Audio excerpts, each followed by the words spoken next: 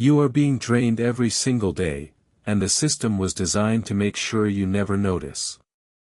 This is the wealth code. Most people will spend 90,000 hours of their life working for money. And almost none of them will ever ask whether that trade was actually worth it. Stay with me to the end, because there is one specific reason why high earners stay broke that almost nobody in finance will say out loud. And when you hear it, everything changes. In 2019, a financial researcher named Thomas Stanley, author of The Millionaire Next Door, published data showing that the majority of America's millionaires do not make their money from salaries. Less than 20% of wealthy individuals, people with a net worth over $1 million, built that wealth primarily from earned income. Let that land for a moment. The thing you were told to chase, the good job, the high salary, the promotion, is statistically the least effective vehicle for building real wealth. And yet 93% of working adults rely on it almost exclusively. Here is what no other finance channel will say directly: earned income is structurally designed to keep you dependent. Every dollar you earn by trading time is a dollar that requires you to show up again tomorrow to earn the next one. It is not an asset. It is a lease. You are renting your life out, 1 hour at a time, and the moment you stop, the income stops with it. This is not a personal failing. It is the architecture of the system you were handed. So why do intelligent people keep doing it? Why do we keep accepting a deal that is so obviously asymmetric? The answer starts with something psychologists call the availability heuristic, a concept developed by Daniel Kahneman and Amos Tversky in their landmark 1974 paper published in Science. The availability heuristic means we judge the likelihood or value of something based on how easily we can picture it. And what can every child picture? Someone going to work. Getting paid. Spending that pay. We can picture it because we watched our parents do it. We absorbed it as the definition of normal. But there is a second psychological force at work, and it is even more powerful. It is called status quo bias. Researcher William Samuelson documented this at Harvard in 1988. He found that people will consistently prefer the existing state of affairs, even when changing would objectively benefit them. The job feels safe. The salary feels certain. Anything else feels like a gamble. And so we stay. There is a third layer, and this one is the most insidious. Psychologists call it the hedonic treadmill. As your salary increases, your lifestyle inflates to match it. Researchers Brickman and Campbell first described this in 1971. The raises come. The spending rises. And you are no closer to freedom than you were before. The income grows. The wealth does not. Here is where it gets uncomfortable, because this is not accidental. The tax code in virtually every Western nation taxes earned income at the highest rate. In the United States, the top marginal rate on wages can reach 37%. Capital gains, profit from investments, is taxed at a maximum of 20%. Warren Buffett famously pointed this out in 2011 when he told Congress that he paid a lower effective tax rate than his own secretary. The IRS does not hide this. It is written into the code. Earned income, the kind you get from a salary, is the most heavily taxed income that exists. Now ask yourself who benefits from that structure. Financial institutions profit when you stay in employment, because employed people take mortgages, car loans, and credit cards. Banks generate hundreds of billions in interest income annually from people living paycheck to paycheck. The education system, from elementary school through university, teaches you how to be a skilled employee. There is no required course on passive income. No mandatory class on portfolio construction. No lesson on what an asset actually is. Robert Kiyosaki's framing in Rich Dad Poor Dad was blunt: school trains you to work for the system, not to own a piece of it. And corporations have a direct financial incentive to keep talented people believing that a salary is the goal. If every employee understood what their employer actually earns from their labor, economists call this the labor surplus, the negotiation would look very different. You were not taught this. That is not a coincidence.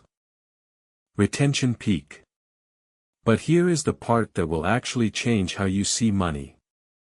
Most people think the wealthy work harder, or smarter, or longer. And some do. But that is not the real difference. The real difference is the type of income they pursue, and when they start pursuing it. Here is the counterintuitive truth: passive income and portfolio income do not require more effort than earned income. They require earlier effort. The work happens before the money, not in exchange for it. When you write a book, you work once. The royalties arrive for decades. When you build a rental portfolio, the property earns while you sleep.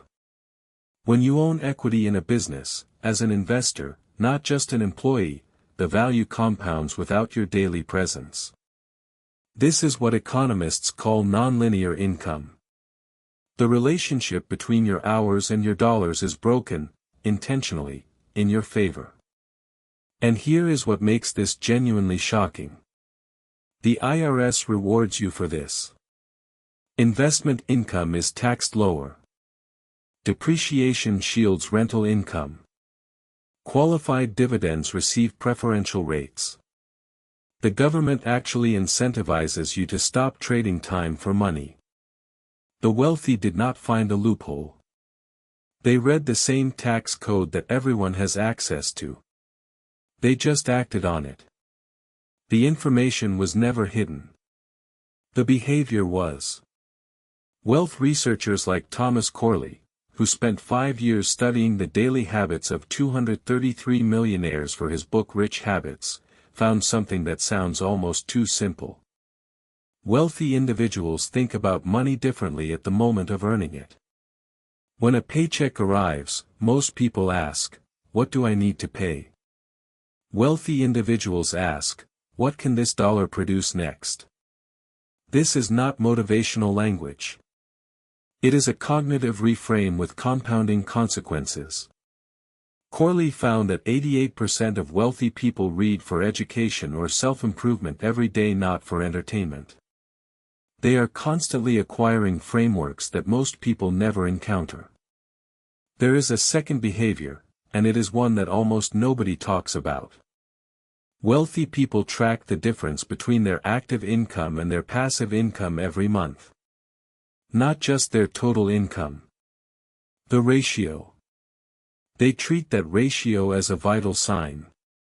As passive income rises as a percentage of total income, dependency on labor decreases. They are measuring their own freedom, quantitatively, and adjusting their decisions accordingly. The third pattern is perhaps the most counterintuitive.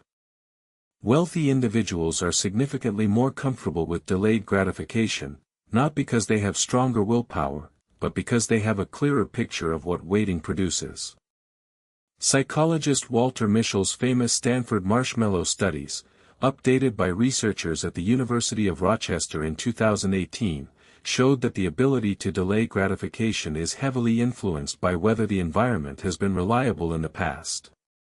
Wealthy people delay because they have seen delay rewarded. That trust in the system is itself a wealth advantage.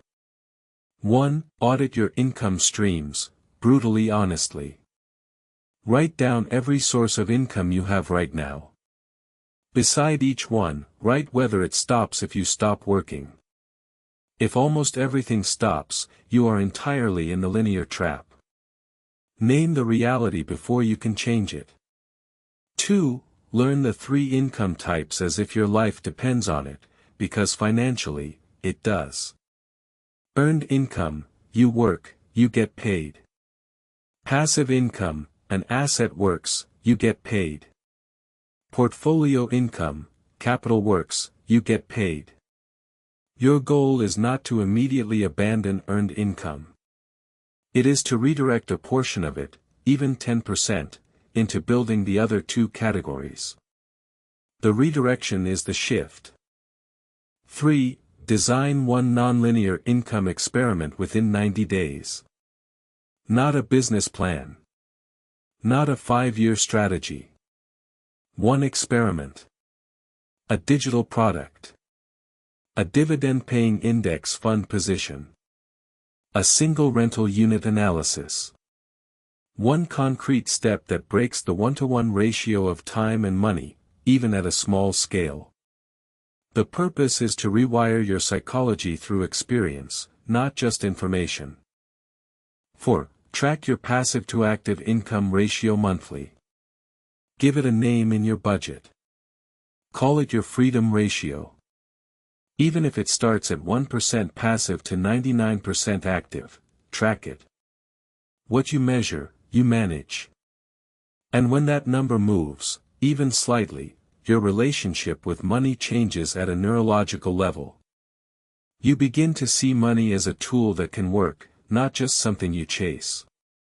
Your salary is not your wealth, it is just the raw material that wealth is built from, if you choose to stop spending every dollar of it on comfort and start directing some of it toward assets that earn without your presence. The linear income trap is not a personal failure. It is a structural feature of a system that benefits enormously from your participation in it. But the code can be broken, and it starts the moment you decide that your time is not a commodity to be sold indefinitely, but a finite resource to be leveraged once and then replaced. If this shifted something for you, subscribe, because tomorrow we go even deeper.